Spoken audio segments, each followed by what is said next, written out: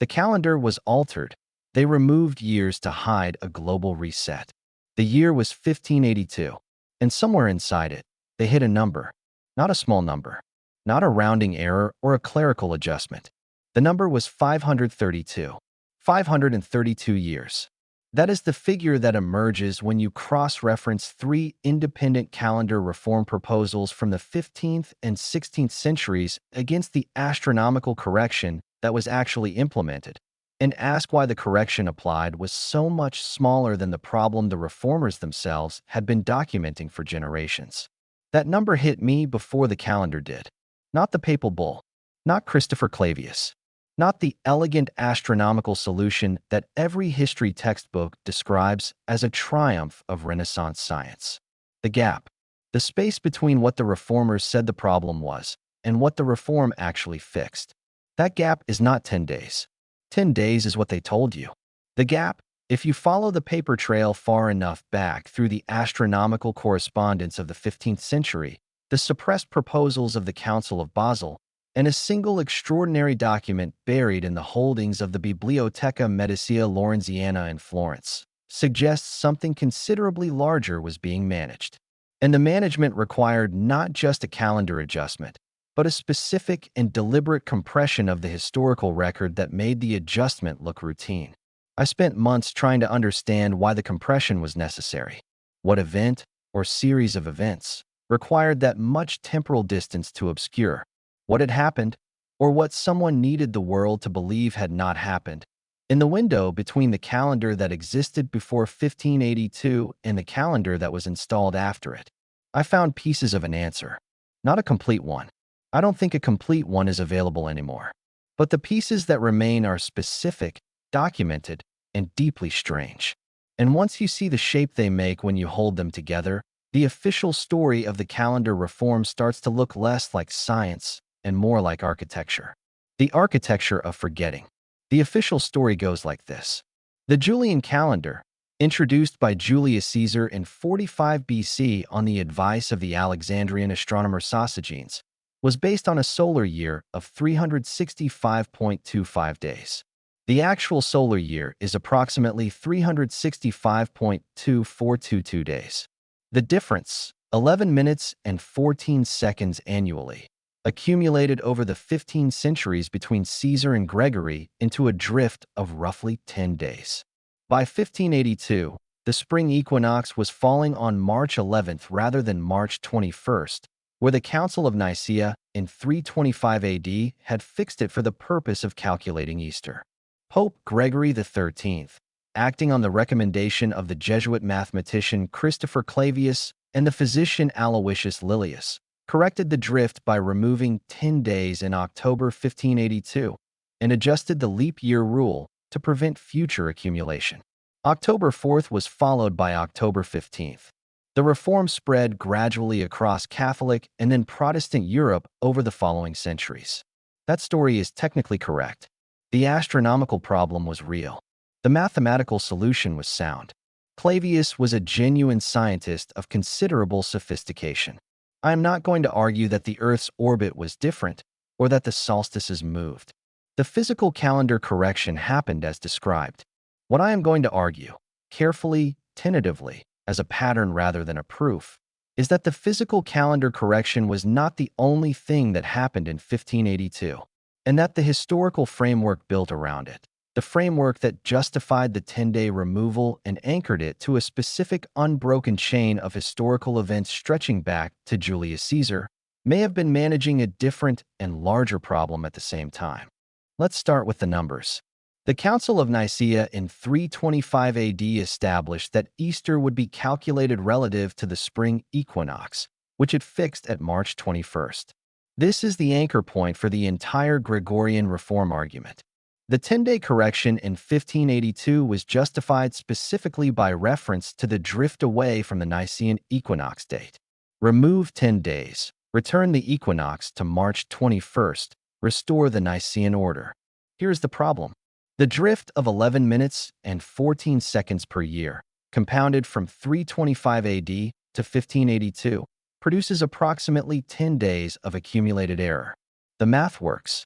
But the reformers of the 15th and 16th centuries were not calculating from 325 AD. Several of them were calculating from 45 BC, the original introduction of the Julian calendar, and arguing that the correction should be applied to the entire accumulated drift since Caesar, not merely the drift since Nicaea. The accumulated drift from 45 BC to 1582 is not 10 days. It is approximately 13 to 14 days. And some of the reform proposals presented to the Council of Trent in the 1560s, the documents that preceded and informed the eventual Gregorian reform, argued for corrections of 12 or 13 days, not 10. The final correction of 10 days was specifically pegged to 325 AD, not 45 BC, not 1 AD, not any other reference point. The Council of Nicaea was chosen as the anchor, and everything before it was excluded from the correction by definition. What no one explains satisfactorily is why. The official explanation is that the Nicene date was the ecclesiastically significant anchor. It was Nicaea that fixed Easter. Therefore, Nicaea is the correct reference point for a reform designed to restore the Easter calculation. This is reasonable. It is also convenient. Because anchoring to 325 AD rather than 45 BC requires a correction of 10 days rather than 13 or 14. And a correction of 10 days erases evidence of a specific amount of time. A correction of 13 or 14 days would erase evidence of a different, larger amount of time. The choice of anchor is not just an astronomical decision. It is a historical decision. It determines how far back the adjustment reaches. It determines what evidence gets moved and what evidence stays in place. The timing is almost theatrical. Speaking of what stays in place, let me tell you about the proposals they rejected. The most comprehensive pre-reform analysis of the calendar problem was produced not in Rome, but in the context of the reforming councils of the early 15th century. The Council of Basel, which met intermittently from 1431 to 1449, received at least 3 independent proposals for calendar reform, all of which have been partially preserved in ecclesiastical archives. The most detailed of these was by a Bohemian astronomer and mathematician named Christianus de Praxedis, who had studied in Prague and Vienna, and whose proposal was submitted to the council around 1437. The Praxedis proposal, which I found referenced in a 1995 monograph on pre-Gregorian calendar reform by the historian Gerhard Dorn van Rossum. The monograph is titled History of the Hour and is held in the collections of the Newberry Library in Chicago, argued for a correction that went significantly beyond what the Gregorian reform would eventually implement. Praxedis, calculating from astronomical tables that he considered more accurate than the standard Ptolemaic references, argued that the accumulated error in the Julian calendar was not 10 days, but substantially more, and that a correction anchored to any point in the Christian era was itself working from a flawed baseline. What Praxedis was suggesting, and what Dorn van Rossum noted without following the implication far enough to make him uncomfortable, was that the Julian calendar itself might have been introduced into a historical framework that was already miscalibrated. That the problem was not just drift since Nicaea or drift since Caesar, but a foundational mismatch between the calendar system and the actual astronomical record from the very beginning of the Christian dating convention. The Basel Council did not implement any reform. The proposal was tabled. The documents relating to it are in the archives of the Basel Cathedral chapter, partially catalogued, not comprehensively digitized. The full text of the Praxedis proposal, if it survives, has not been published in translation. Maybe it contains nothing significant beyond what Dorn van Rossum summarized. Maybe the implication I'm drawing from a single footnote in a 1995 academic monograph is not supported by the underlying document. Those are real limitations. I acknowledge them. But here's what matters. A 15th century astronomer, working independently from astronomical tables that have themselves not been fully analyzed by modern scholars, suggested that the problem with the Western calendar was larger and older than the official reform acknowledged. His work was submitted to an ecclesiastical council, not adopted, and has remained in a cathedral archive for nearly 6 centuries. That's not a smoking gun, but it is a very specific shape of silence. Which brings me to the document in Florence.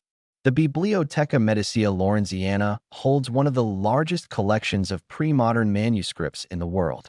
Many are familiar to scholars. Many are not. In the catalog of the Plutii collection, the oldest and most significant portion of the library's holdings, there is a listing for a manuscript designated Plot 89 Sup. 43, described in the catalog as a 15th century astronomical compendium of uncertain provenance, containing tables, calculations, and commentary in a mixture of Latin and a vernacular that the catalog describes as possibly Venetian or Genoese. I found a reference to this manuscript while reading a footnote in a 2003 article on Renaissance astronomical instruments published in the Journal for the History of Astronomy. The article author mentioned the manuscript in passing as containing an unusual set of eclipse tables that did not correspond to any known astronomical tradition. He noted the discrepancy, described it as likely the result of computational error or an unfamiliar theoretical framework, and moved on. I did not move on. Eclipse tables are among the most astronomically precise records that pre-modern scholars produced. Unlike narrative history, which can be revised, recopied, and interpolated, eclipse tables make predictions that can be tested against the physical record. An eclipse either occurred at the predicted time and place, or it did not. The astronomical record is fixed. If the eclipse tables in Plot 89 Sup.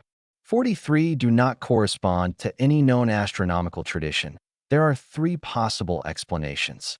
The tables contain computational errors. The tables are based on an observational record that has not survived in any other form. Or the tables are calibrated to a different chronological baseline than the one we are currently using. The third possibility is the one that I cannot stop returning to.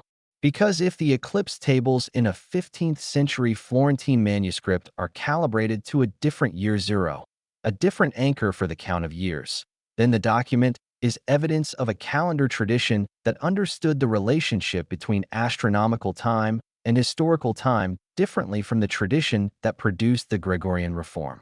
I have not been able to physically access or commission analysis of Plot 89 Sup. 43. The Lorenziana allows scholarly access by appointment, and the digitization of the Plutii collection is ongoing but incomplete. The specific manuscript is not among those currently available in the library's digital archive. My knowledge of its contents comes entirely from the 2003 footnote and a brief catalog description. I want to be explicit about that limitation. But the footnote exists. The catalog description exists. The manuscript exists, physically, in a Florentine library that has been continuously accessible to the right scholars since the 15th century. And the observation that it contains eclipse tables calibrated to an unfamiliar tradition has been in the published literature since 2003, noticed once, noted as unusual, and then left alone. Let me be fair to the official narrative, because it has a response to everything I've described so far. The response is Occam's razor. The simplest explanation is almost always the right one. The Julian calendar had a real, mathematically calculable error. The error was corrected in the most institutionally practical way available, anchored to the Nicene date, because that was the relevant ecclesiastical reference point, implemented with a 10-day correction because that is what the math from 325 AD produces.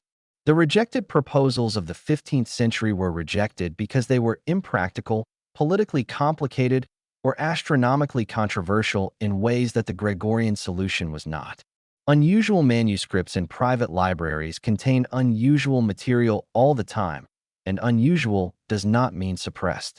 I hold all of that.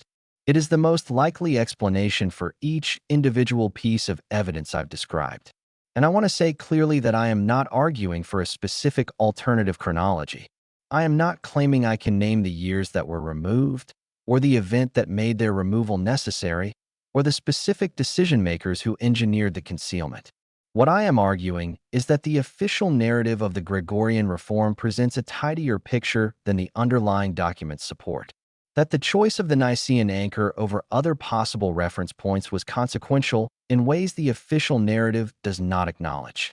That the reform was implemented in a specific political and institutional context.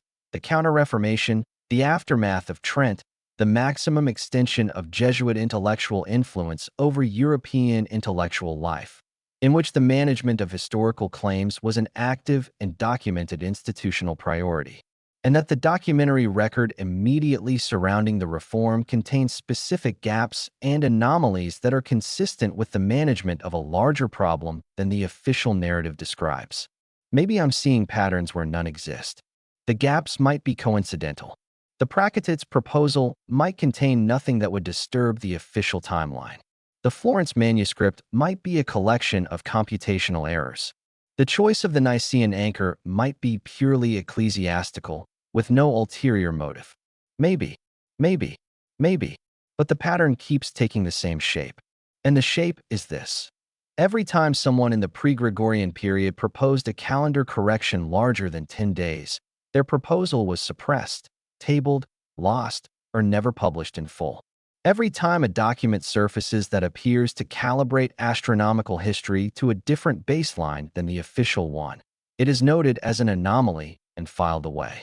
And the institution that implemented the reform, the same institution whose documentary record contains the donation of Constantine and the pseudo-Isidorian decretals, forgeries so sophisticated they were accepted as genuine for centuries, had every incentive and demonstrated capacity to manage the historical record in ways that served institutional purpose. That's not a conspiracy theory. That is a pattern of behavior documented across multiple centuries in multiple independent sources. And the calendar reform of 1582 sits at the center of that pattern like a hinge. Here is what a global reset would require. It would not require erasing physical reality.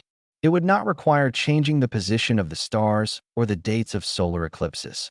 Those things cannot be changed. What it would require is changing the numbering system that maps human events onto astronomical time, inserting years that were lived but not counted, or removing years that were counted but not lived, into the chronological framework that connects the present to the past. The mechanism for doing that, the institutional mechanism, would be control over the calendar, control over the system by which dates were assigned to events, by which documents were dated, by which historical narratives were anchored to specific years. In 1582, that control rested with the papacy, the Jesuit order, and the network of European courts and universities that collaborated in implementing the reform. The reform gave those institutions the legitimate authority to say, these days did not happen. October 5th through October 14th, 1582, do not exist in the official record. The authority to remove days from the official timeline had been established and exercised. The question is whether the removal of 10 days in October 1582 was the complete exercise of that authority, or whether it was the visible portion of a larger adjustment whose full extent was managed differently, not in the public removal of specific calendar dates, but in the quiet compression of the historical record in the decades and centuries before the reform. The pre-Gregorian historical record was, by 1582, mediated almost entirely by institutions that had both the motive and the demonstrated capacity to shape it. The copying of ancient manuscripts, the compilation of chronicles, the determination of which texts would be preserved and which would be allowed to decay. All of this had passed through the filter of the same institutional tradition for over 1,000 years. A tradition that, we know, was capable of producing forged documents so convincing they shaped European politics for centuries. If you wanted to hide years, to remove them from the count, to make history appear to have taken a different amount of time than it actually did, you would not need a dramatic public event. You would need control over the copying process. You would need access to the documents that anchored chronology. You would need the patience to make changes gradually, across decades, in dozens of archives, in the margins of manuscripts that almost no one read. All of those things were possessed by the institution that implemented the Gregorian reform. The archive still exists. Parts of it. The Basel Cathedral Chapter Archive in Switzerland holds documents from the Council of Basel that have not been comprehensively catalogued or translated. The Biblioteca Medicia Lorenziana in Florence holds Plut 89 Sup. 43, with its anomalous eclipse tables, in a collection that is still being digitized.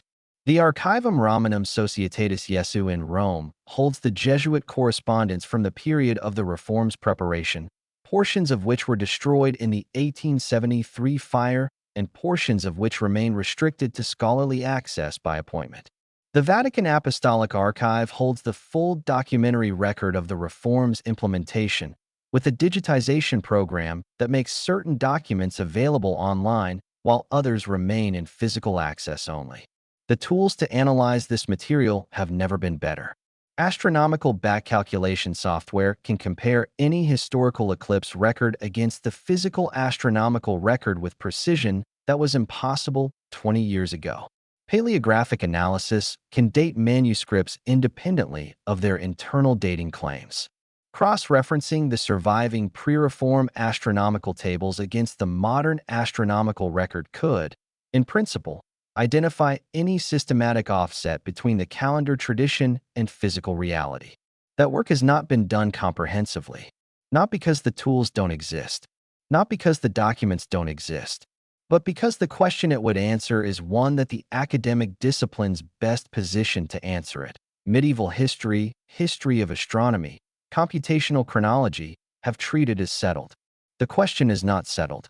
It is archived, sitting in cathedral chapter holdings and restricted Jesuit collections and the partially digitized inventories of Renaissance libraries, waiting for someone to ask it with the right tools, in the right combination of languages, across the right collection of documents.